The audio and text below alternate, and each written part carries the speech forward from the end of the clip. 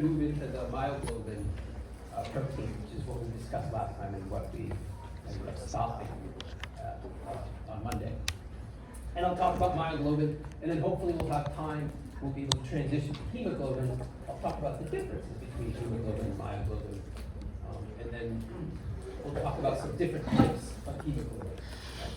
Right? Babies have different types of hemoglobin than adults. Why? We'll talk about that.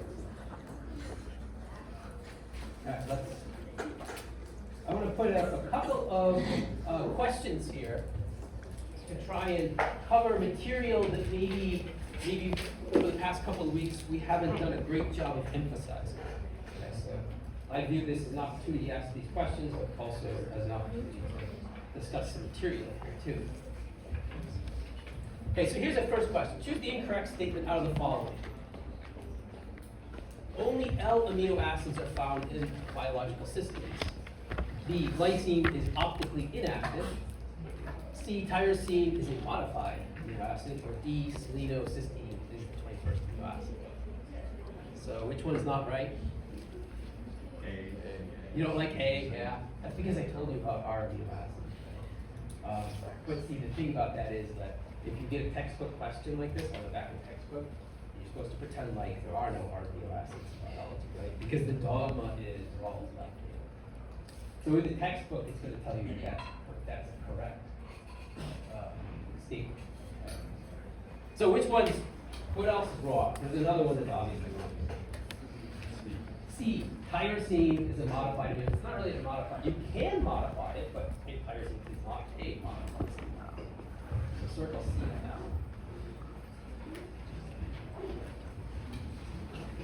Which of the following characteristics apply to glycine? Remember glycine? The side chain for glycine is just a hydrogen. Right? So which of these characteristics would then apply? A, optically inactive. Is it chiral? If it has a hydrogen for the R group? No, it's not. So it would be optically inactive, which is different. How about hydrophilic, basic and charged? Well, it's not basic, it's not charged. You know, the side group is a hydrogen, so it's not particularly hydrophilic, but it's not particularly hydrophobic either. Then C is hydrophobic, and then D is hydrophilic, acidic, and charged. So which one do we like amongst these? Yeah. Oh, no, I have a question. Oh, about the what? Previous question. Well, let's finish this one first, then we'll go back.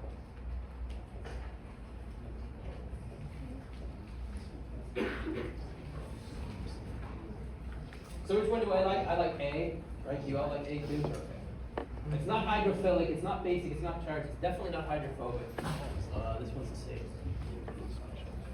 What about the previous question? So, cysteine is just modified cysteine just using. Oh, I'm not reading it. So it's not the 21st amino acid, it's just a modified amino acid. I think it's oftentimes called the 21st amino acid.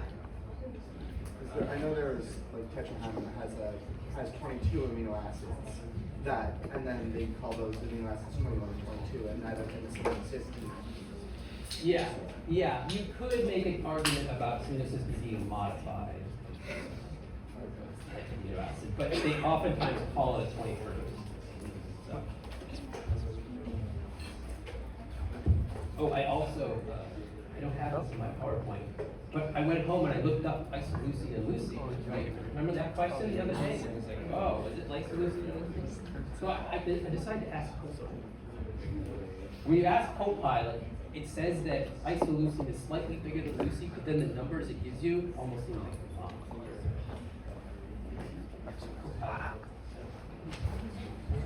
So and I think they're more or less equal at that when I looked at it that day. So. All right, so this one, I want to ask this one. This was a good question I want to ask you. All of the amino acids below can participate in hydrogen bonding except one. And the answer is obvious, but there's another amino acid in here that I liked, that's why. So which ones can participate, which one cannot participate in hydrogen bonding? And I'm not talking about the backbone. Let's not talk about the backbone, let's talk about the side chain. Which side chain can participate in hydrogen bonding except for one. So which side chain cannot? Valine, right? That's hydrophobic, right? This is a hydrocarbon side chain. You can't make hydrogen bonding or really have any kind of polarized bonds here. Threonine can. Why? Because it has a hydroxyl group, right? Serine can because it has a hydroxyl group, right? What about cysteine? It has a thiol group, right? So it has an SH, right? And this is why I wanted to ask the question, right? Because cysteine is cysteine is a gray zone. Several times I pointed at cysteine and told you it's hydrophobic.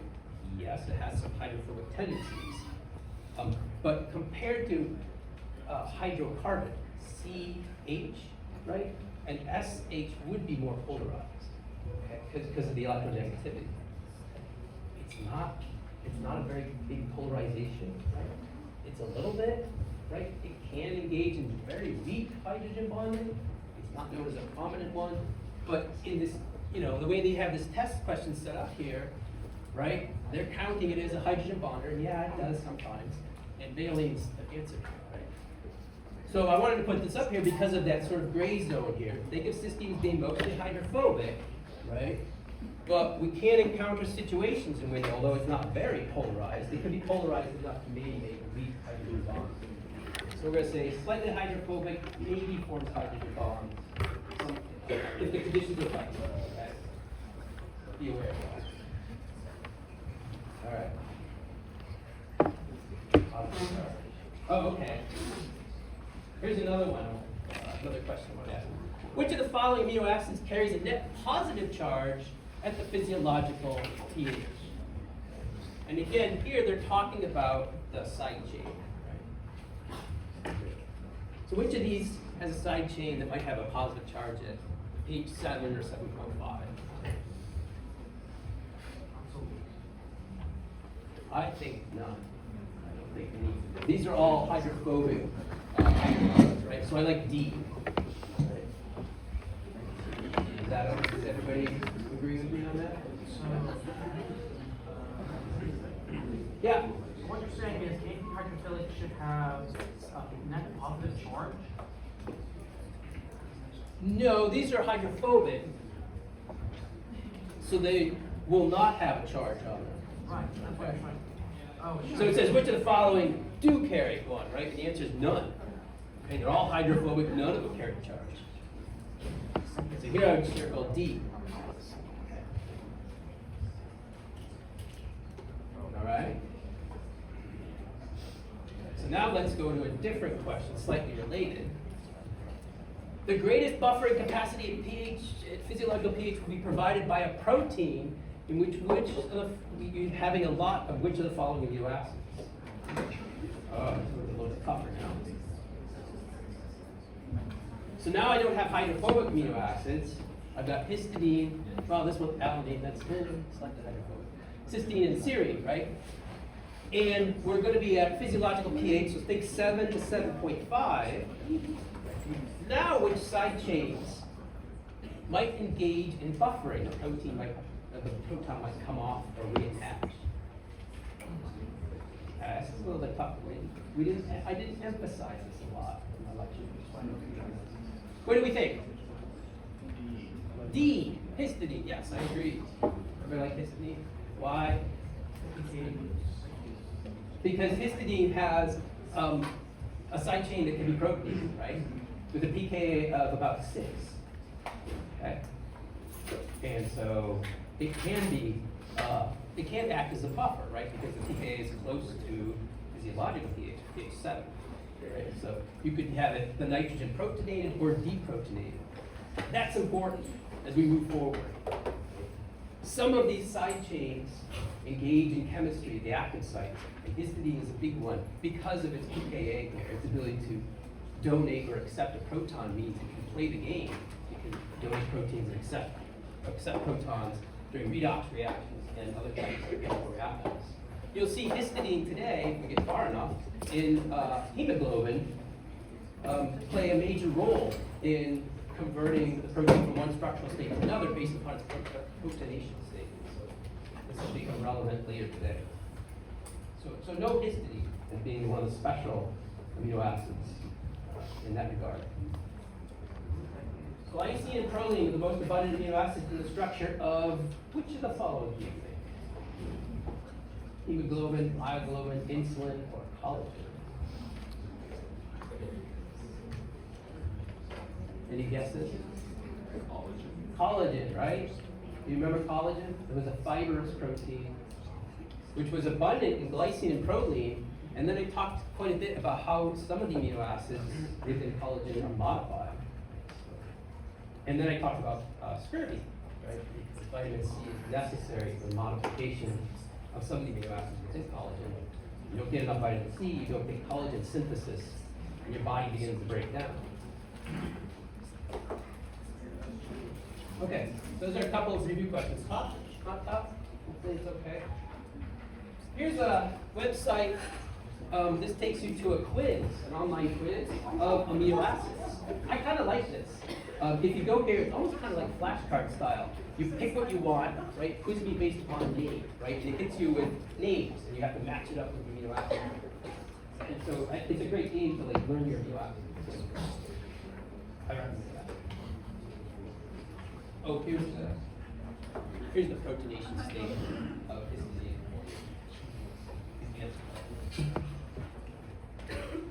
Okay, let me start the lecture. So last time we were talking about the free energy folding diagram, if you remember, and I extended it to include these pathological structures here.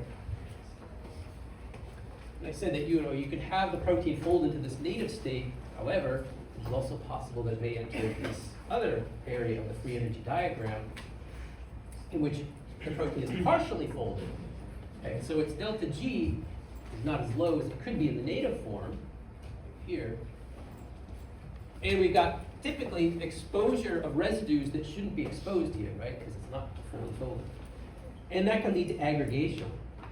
Those exposed residues can cause agglomeration. You can form these aggregates, and that could lead to pathology. And so to make sure the proteins are properly folded, and to keep all our polypeptides on this side of the free energy diagram, there are these proteins noted up there, which are called chaperones. And chaperones promote folding into the native state, and you can see the red T being symbolizing inhibition. It inhibits the crossover of proteins into this amorphous state. Tries to prevent this, tries to promote that. And there were two types of chaperones. There are those that are ATP independent, that bind onto the protein that's newly synthesized and hasn't folded yet. And those chaperones are meant to just cover the hydrophobic patches until the protein folds, and then they let go. So they're just making sure that the newly synthesized protein doesn't get into trouble. And then there are other chaperones that are ATP dependent, and their primary function is to float around in the cytosol, finding proteins that might be partially unfolded, maybe because of being attacked by a chemical, denatured, or perhaps during their job, during their function, they fell apart. Okay? But you can have a buildup of proteins that are misfolded within the cell. They find these partially misfolded proteins and refold them through hydrolysis of ATP. Okay. Those are your two categories, ATP dependent and independent. And then I went on to talk about the most well understood ATP dependent chaperone, which is this GRO-EL protein. It's this very large protein made up of a series of subunits. So there's many proteins, many polypeptides that have come together to form this quaternary structure here. And if you cut it in half, you look at the profile of it, it looks like a tube. Okay. Unfolded proteins enter through the bottom, and ATP binds to this subunit as well. You get about 7 ATPs that bind into active sites within this domain of the protein. And the folded protein from the previous round is ejected. We end up in a state in this domain here with the unfolded protein now becomes the green domain. Okay, so we shut it. it now becomes the green domain, which is responsible for folding. And the top comes back on, the GRO-ES top attaches onto it. That activates the protein, so when that binds to the top of it, it turns on the green domain of this protein. And what you get now is hydrolysis of ATP. And when hydrolysis of ATP occurs, the hydrophobic residues in that line the chamber, line the surface of the chamber, those actually rotate, their side chains actually rotate. And so the hydrophobic side chains now become inaccessible to the polypeptide, right? And so the hydrophobics within the unfolded protein now interact with themselves instead of the GRO-ES chaperone. And so that promotes folding. And so now we have a protein that's either folded or well on its way to being folded. And so now we get the incorporation of another unfolded protein into the bottom subunit here, and the process is going to repeat itself. And I had told you that sometimes during this process, the protein that's being worked on comes out as being semi-folded. Right? It might be trapped in an intermediate along that free energy diagram. It might be caught in a local minima here. And so it may need to be grabbed and go through another cycle to try and get it through that local minimum and into the global minimum of the native folded structure. So a substrate could be grabbed several times for several rounds, depending on how badly it's folded. This process doesn't work properly for one reason or another. You get a buildup of unfolded proteins, and unfolded proteins are bad. They can aggregate. Aggregation of misfolded proteins can lead to these types of diseases. I touched upon the prion protein last time, the dangers of it.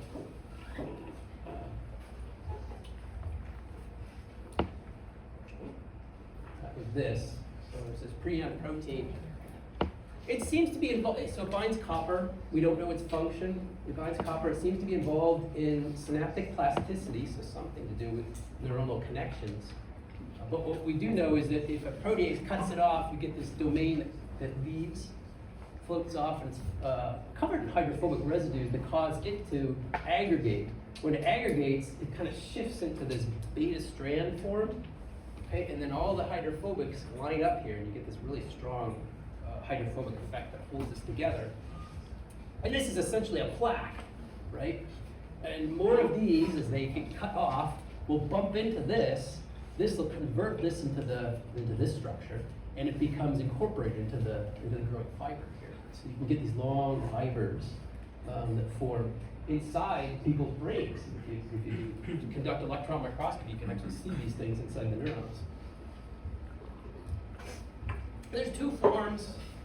I don't want to get dragged down into mad cow disease, but the research has shown that the aggregates that are formed, these oligomers, if they're not too long, then they're still kind of soluble. Okay, they haven't formed this form yet. And these soluble ones are actually the more dangerous ones, highly toxic. They end up punching holes in the cell, and then you get contact mixing the outside and inside, and that's really bad. As they grow, they become these longer forms. This gives rise to these tubes here. Right? These are slightly less toxic. They don't punch holes in the membrane. They just sort of end up sitting down on things and just becoming a problem in terms of big aggregates. Still not so good. But visually, you can now detect it, right? So now you can actually see it. So that's what goes on during mad cow disease. Up here, you can see the plaques in a slice of tissue. So this is a slice of brain tissue when we run a microscope. And then you can see all the accumulation of all this dark, stained protein. That's these aggregates in the cells. If you eat meat that has one of these misfolded pieces here, it could bump into your prion proteins and convert them, so it is it's transmissible. So, I don't know, a reason to become a vegetarian. That's what's going on now. This was a really big problem in the 80s and in the 90s because we weren't probably very knowledgeable of this sort of thing. But now in the 2020s, right, we have a good handle about in terms of how it spreads, and so we're no longer feeding the animals that we eat materials that would give them mad cow disease or scrapie disease. If it's a sheep, it's called scrapie disease. because when they get this stuff, they actually go crazy and they go scraping their head against the fence, and then it gets bloody and they lose the fur and stuff. Messed up. Yeah, so. All right, so then we moved on to talking about myoglobin, right? So I turned the page and I said, that's the end of this chapter about amino acids and secondary structure. We're going to go on to start talking about fully folded proteins and what they do, how they work. And so I said we're going to start with myoglobin. It's one of the most well-studied proteins. So I'm going to focus in on myoglobin, but I just want you to understand that with myoglobin and hemoglobin, right, they hold that iron in the heme group that I mentioned last time. There's actually a lot of different types of ways of holding the iron. Okay, so if you look at other organisms, segmented worms, leeches, and stuff like that, they have this actually for holding oxygen. It's a derivative of what you find in mammals. There's also, I don't know anything about this one, but then there's also this erythrocin right here, which holds the iron in a very different structure than the heme group. And you could also have organisms that don't even use heme. So we mammals, we use heme, we use iron. Spiders, mollusks, horseshoe crabs, right? They use copper to move oxygen inside their organs, inside their bodies. Copper also does a good job of oxygen, moving oxygen like iron. And they have this sort of coordination of the copper going on, which is significantly different than the iron here. Right? So there's diversity amongst organisms, right? And we're going to focus in on vertebrates, which have hemoglobin for holding oxygen. But just big picture, keep in mind that some organisms do copper, not even iron. Here's myoglobin. Okay? This is the first protein we're going to study in detail here. And I told you last time, myoglobin plays a big role in aquatic mammals who go diving underneath the water. Because they're cut off from oxygen for a long period of time, the hemoglobin runs out of oxygen to provide to the tissues. This is a problem for mammals, right, when they go down into the water.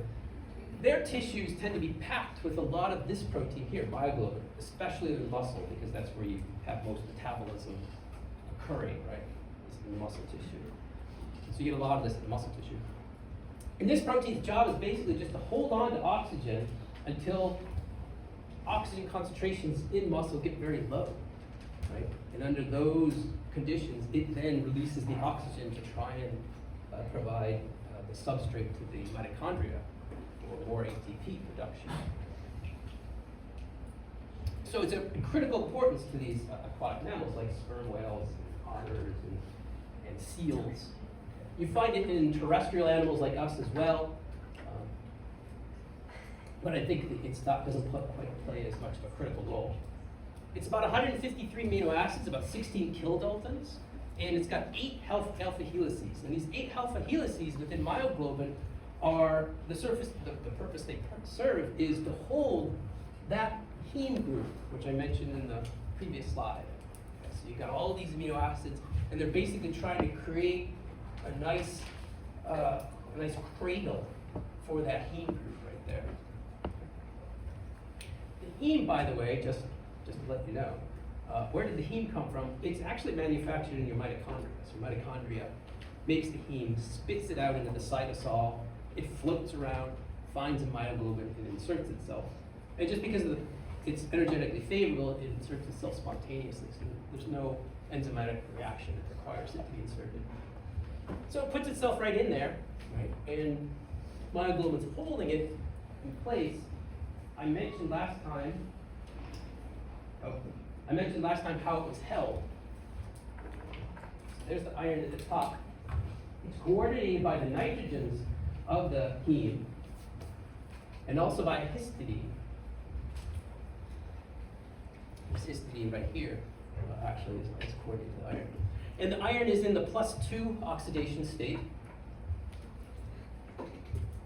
There are also valine and phenylalanine on either side of the heme, and these act kind of like a lid. They hold the heme in place. Okay, so they're steric barriers. And if you mutate these to smaller side chains, that you can actually have problems with the heme can slip out.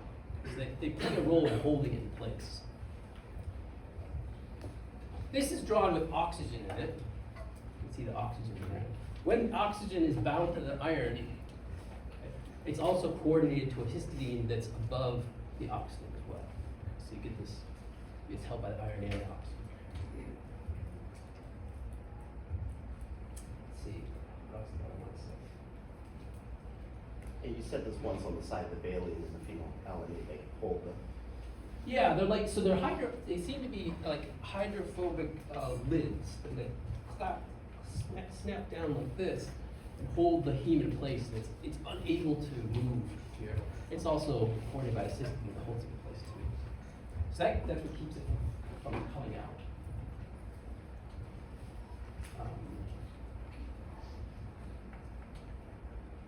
If we zoom into that heme, here we're going to zoom in on it. In the deoxygenized state, when it's not bound to oxygen, if you look at the heme, looking at it from the plane, here's the iron. The heme actually bends away from a plane, right? It's bent over in the deoxygenized state. Now, if oxygen comes in and it binds to the iron, you get an electrosteric repulsion, right? So now the heme, in order to accommodate the oxygen bound here, it actually bends upwards. Okay, so it becomes more planar here. And then in addition, you've got this histidine up here that can coordinate, that helps in coordinating, oops, it should be down here. It helps in coordinating the oxygen, because they have it drawn in here in this one. But there's that nitrogen on this side. That histidine on this side is also very important.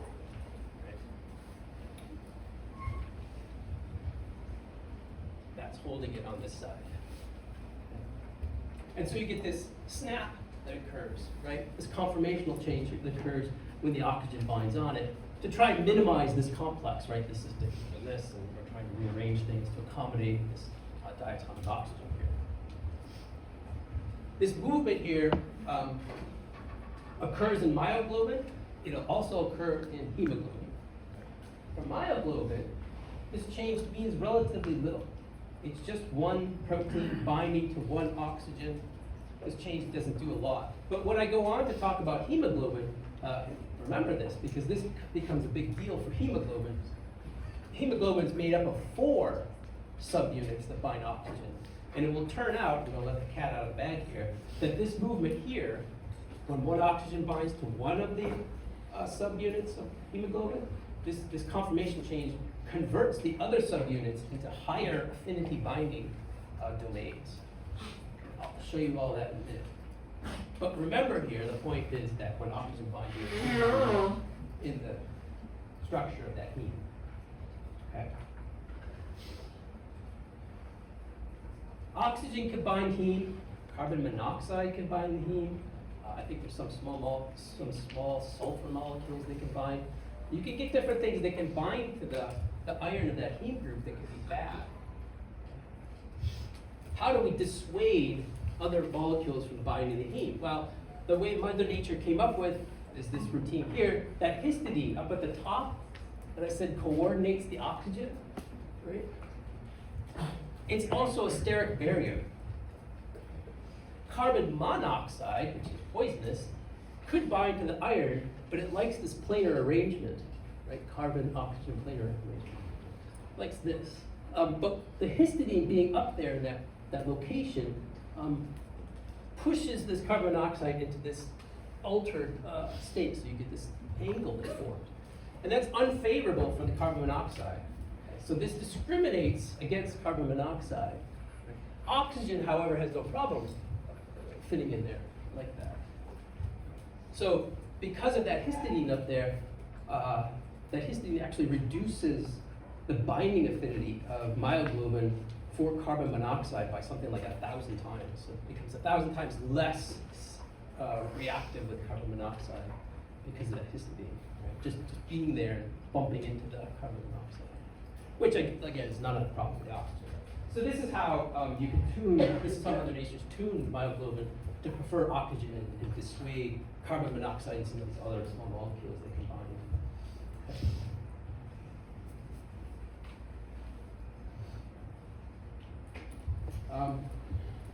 Last time I talked about how that heme group can change color, right?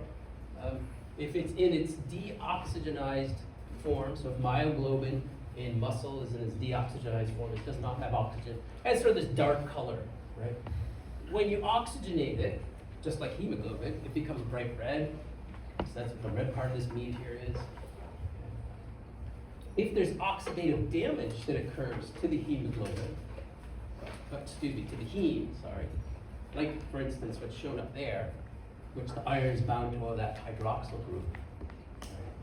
So it's surrounded by water all the time, and sometimes hydroxyl from the water can react with the iron. If that happens, you get oxidation of the iron that kills the heme's activity and also changes the color. So you get this really dark color. So if you ever buy meat and you watch it and it ages over time, it becomes more gray. Yeah, you're oxygenating the myoglobin in the meat. That's what's happening.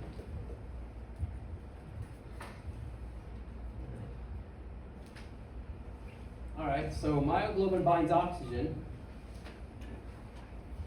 If we look at the equilibrium that will be established, it looks something like this. Myoglobin plus O2 goes to myoglobin with oxygen. And we can establish a constant, right, a binding constant, in which we put the dissociated form in the numerator, and then the denominator we put the conjugated form. That gives me a dissociation constant. And you can rearrange it such that you put the K down there and the bound form there. Okay, so that's an equilibrium constant that sets up the binding. What you typically measure experimentally is the fraction of the protein that's bound to oxygen. That's what you actually measure. And you usually measure that as a function of the amount of oxygen that you're giving the protein, right? You increase the oxygen levels and you look at how much of the protein is bound to the oxygen. That's what you actually measure, right? So how do we equate this K value to what we're actually graphing or measuring? The way in which you do that is you say, well, what the fraction of the protein that's bound to oxygen, so Y, which is the fraction of the protein that's oxygenated, is equal to myoglobin conjugated to oxygen divided by the unconjugated, the total, right? Myoglobin. Okay. And so now, because you know myoglobin oxygen is this, you can take this and plug it in to here. Okay, so MbO2 goes here, MbO2, put that into there, put that into there, you get this equation right here. Okay, you can factor out some of the values here, and you get this equation here. Okay. The fraction bound as a function of the oxygen concentration and your binding constant.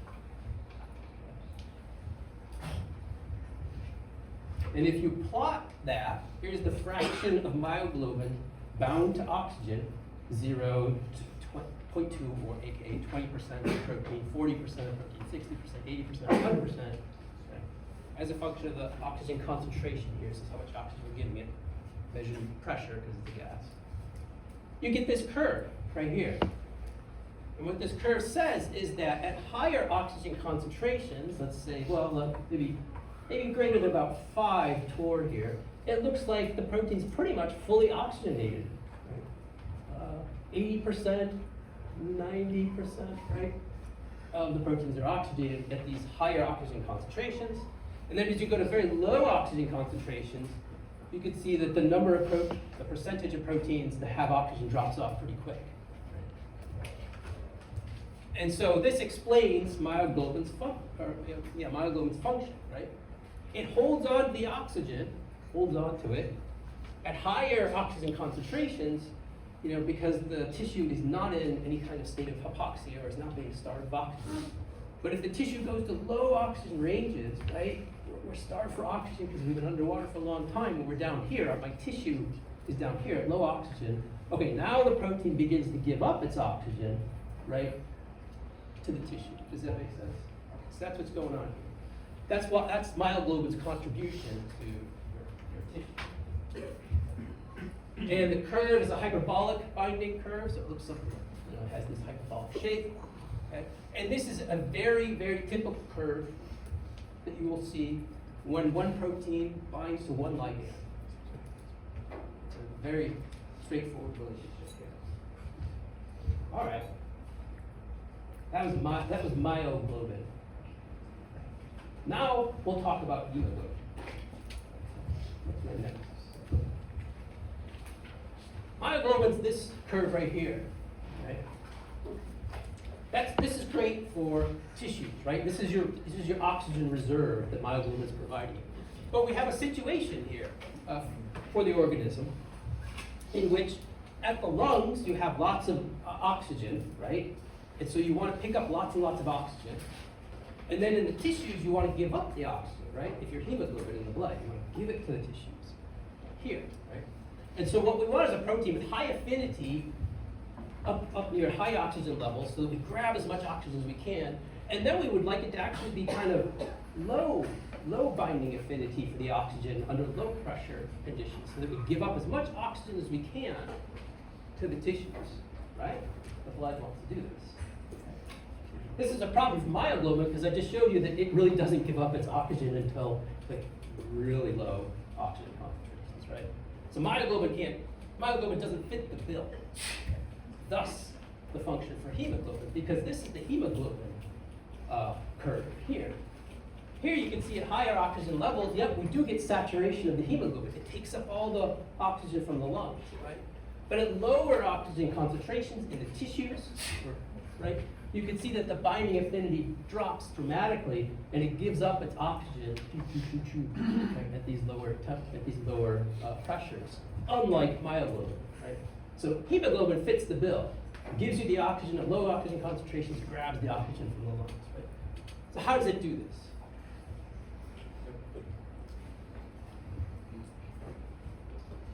First thing to know is that, as I mentioned, it's a tetramer.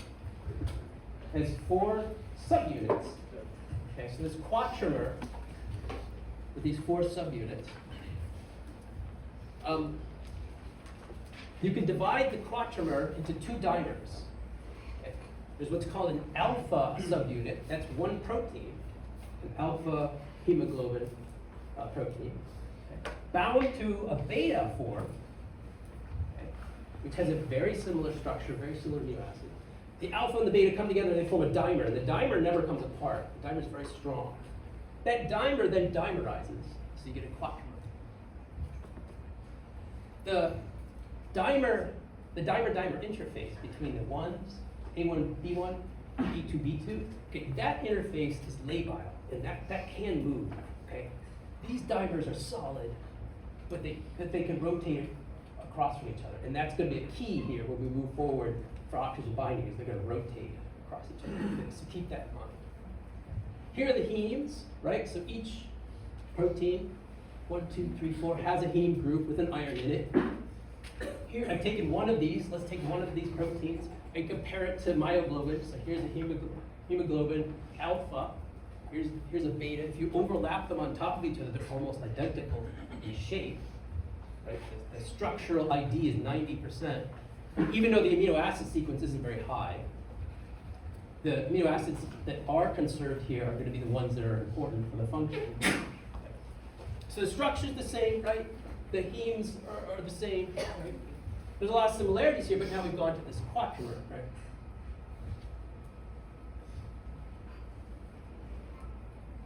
And the quatramer, this quatramer, is held together by a series of charge-charge interactions, hydrophilic interactions, hydrogen bonding. And so if you look at it, here's one dimer, here's another dimer.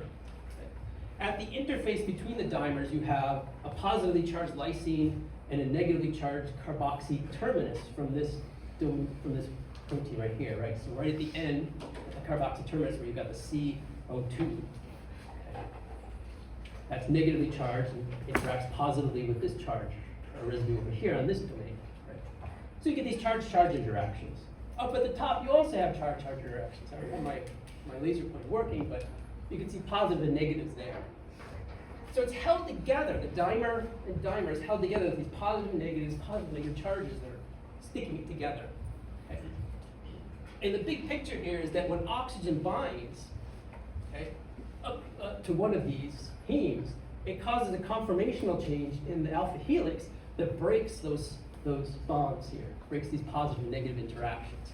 And then the two dimers slide from each other, and you get this new structure here, clink, okay? And as it goes clink, it pushes the other hemes into high binding affinity states. And now they really want oxygen, right? And so binding to the first oxygen can cause this conformation change that puts the other hemes into higher binding affinity conformations. And so they gobble up oxygen. And this is what happens in your lung. Right? In your lungs, one oxygen will bind and cause this conformational change. Then all the rest of the hemes will want the oxygen because they have higher affinity, and they all gobble up oxygen as well. The exact opposite happens when you go into like any kind of venous tissue, right? Anything that's oxygen starved. And oxygen might come off, pop, right? And that can then cause reestablishment of some of these charge-charge interactions as the conformation changes, right? It goes back the way it was. So that'll reestablish these bonds, right? And that pops the whole protein clink back into the way it was before it bound oxygen. And that promotes release of the oxygen. So now the oxygen comes out of the protein and oxygenates the tissue. Okay. Does that make sense? Okay. We will stop it here today and do another 10 slides and even deeper into on Friday.